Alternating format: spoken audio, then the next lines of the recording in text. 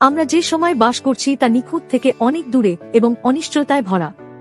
জিনিসগুলি খুব দ্রুত পরিবর্তন হচ্ছে এবং প্রায়শই আমরা জীবনের চ্যালেঞ্জগুলি নিজেদের শক্তিতে কাটিয়ে উঠতে পারি না, তা যতই চেষ্টা করি না কেন। ভবিষ্যতের মুখোমুখি হওয়ার এবং সামনের বাধাগুলি জয় করার একটি নিশ্চিত উপায় থাকলে তা কি আশ্চর্যজনক হবে না? যখন যিহোশু ব্যাপকভাবে দুর্গকৃত শহর জেরিহো জয় করতে বেরিয়েছিলেন, তখন আমরা তার কাছ থেকে অনেক কিছু শিখতে পারি।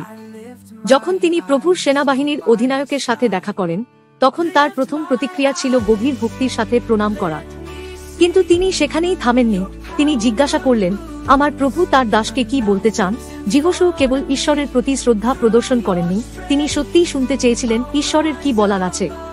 তিনি তার নিজের পরিকল্পনা বা দ্রুত সমাধানগুলিতে মনোনিবেশ করেননি। এর পরিবর্তে তিনি ঈশ্বরের নির্দেশনা চেয়েছিলেন। এটি আমাদের একটি গুরুত্বপূর্ণ শিক্ষা দেয়। সত্যিকারের উপাসনা কেবল আমরা বাইরে থেকে যা করি তার উপর নির্ভর করে না, এটি সম্পূর্ণ আত্মসমর্পণ এবং শোনার জন্য প্রস্তুত একটি হৃদয় থাকার বিষয়। ঈশ্বরের সাথে দেখা করার অর্থ হল আমাদের মনোভাবকে সামঞ্জস্য করতে হবে এবং আমাদের জীবনের জন্য তাঁর কণ্ঠ এবং নির্দেশনা শুনতে আমাদের হৃদয় খুলতে হবে।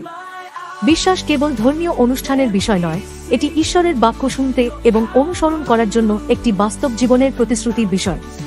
ঈশ্বর চান না যে আমরা নাটকীয় অভিজ্ঞতার পিছনে ছুটে যাই, তিনি আমাদের তাঁর বাক্যের মাধ্যমে পরিবর্তন করতে চান।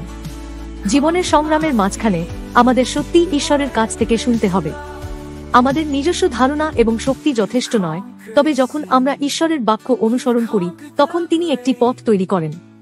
যিহোশুয়ের সর্বশ্রেষ্ঠ শক্তি তার নিজস্ব কৌশল ছিল না, বরং ঈশ্বরের ইচ্ছা অনুসরণ করার তার ইচ্ছাশক্তি ছিল। যখন তিনি শুনলেন এবং আনুগত্য দেখালেন, তখন তিনি বিজয়